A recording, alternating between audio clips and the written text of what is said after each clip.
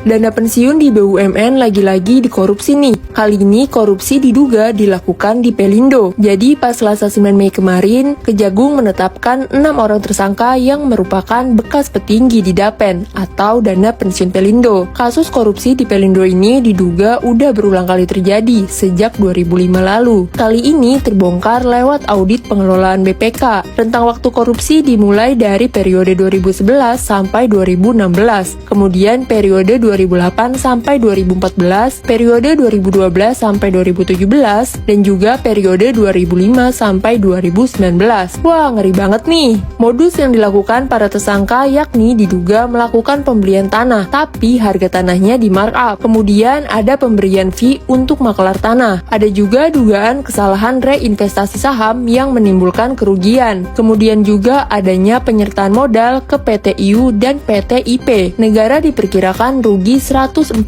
miliar rupiah. Dugaan korupsi di Pelindo ini emang gak segede Asabri guys. Kalau kalian masih inget, kasus korupsi Asabri di tahun 2021 ini diklaim jadi skandal korupsi terbesar di Indonesia. Korupsi Asabri ngerugi negara sebesar 22,7 triliun rupiah. Dalam kasus ini ada 8 orang yang udah divonis. Salah satunya Beni Cokro, si bandar besar. Modus korupsi yang dilakukan yakni ngegoreng saham, di mana Asabri pakai dana pensiun untuk beli saham para bandar. Kemudian harga saham digoreng supaya portofolio Asabri kelihatan baik. Padahal harga saham ini belakangan dijual di bawah harga beli alias rugi. Begitu juga investasi Asabri lainnya seperti reksadana, tapi ke reksadana yang kualitasnya kurang. Menanggapi korupsi yang dilakukan anak buahnya, Pak Erick Thohir mastiin ini program bersih-bersih BUMN terus berjalan. Gak cuma korupsi, kata Pak Erick, 31 dari 40 dana pensiun BUMN kondisinya juga memprihatinkan. Sekarang Pak Erick merencanakan pengelolaan dana pensiun BUMN disatuin, yang kemungkinan bakal jadi Mei ini. Tujuannya agar dana pensiun BUMN lebih transparan dan profesional. Semoga setelah rencana penyatuan ini nggak ada lagi nih kasus kayak Asabri dan Pelindo ya.